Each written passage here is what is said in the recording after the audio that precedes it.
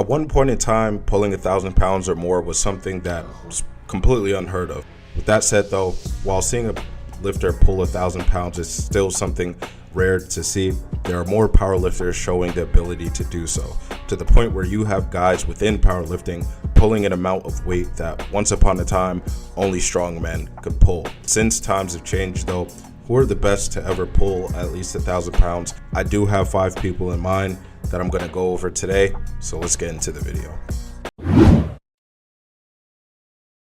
Number 5, I have Jamal Browner. Now, even though Browner is one of the strongest powerlifters to ever walk this earth, after his recent meet at the USPA Pro, he's only 38 pounds away from being first all time in the 242 pound weight class. I do have Browner at number 5 though, because even though he's one of the best to ever touch a deadlift bar, it's simply because the other people on this list, when it comes to the deadlift, in my opinion, have just outperformed him. What I will say though, Brown is as strong, if not stronger, than the other guys on this list, but I still think he has a little bit more to prove. But after seeing Browner pull 1,102 pounds, I may have to do another video on this down the line, because I do truly believe that at some point Browner will become known as the best to ever touch a deadlift bar. At a body weight of 240 pounds or so, he's pulling 1,102 pounds. If we do the math on that, he's pulling over 4.5, almost 4.6 times his body weight. And at that weight, at the weight that Browner is at, that's pretty much unheard of.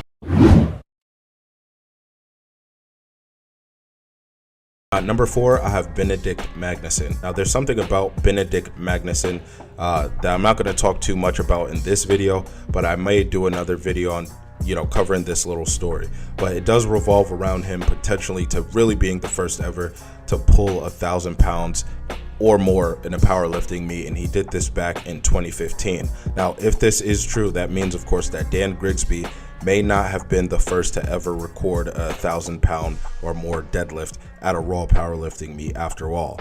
Now anyway, Magnuson was originally a strongman from Iceland and was an accomplished strongman as well. Now back in 2016, he actually set a deadlift record within strongman, but at the 2016 World Deadlift Championships, he was able to pull 1,025 pounds.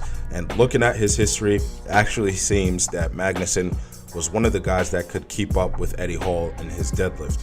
In 2016, he and Eddie Hall actually competed against each other, and Magnuson was able to match Hall's initial 1,025 pound pull, which was a record at the time, but Hall was able to reclaim the record by deadlifting 1,102 pounds, which at the time, that was just too much for Magnuson to keep up with. Now at number 3, we have Thor the Mountain Bjrnsson. Now as far as I know, Thor has recorded the heaviest deadlift out of all powerlifters and strongmen, when in 2020 he was able to deadlift 1,104 pounds and beat Eddie Hall's previous record of 1,102 pounds. Now as a strongman, Thor is arguably the best. There's not many strongmen who have been able to accomplish what he has. He won the Arnold Strongman Classic 3 times, won Europe's Strongest Man 5 times, and won World Ultimate Strongman back in 2018.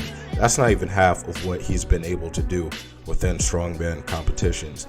He's also the 3rd most accomplished or decorated strongman, and because of this, because of all his accomplishments and what he's been able to physically do, many do consider Thor to be the strongest person to ever live. Number 2, we have Dan Grigsby. Right now, Grigsby, I believe, holds the record for the world's heaviest raw deadlift at 1,074 pounds. And at a weight of 268 pounds, Grigsby is able to deadlift just over 4 times his body weight.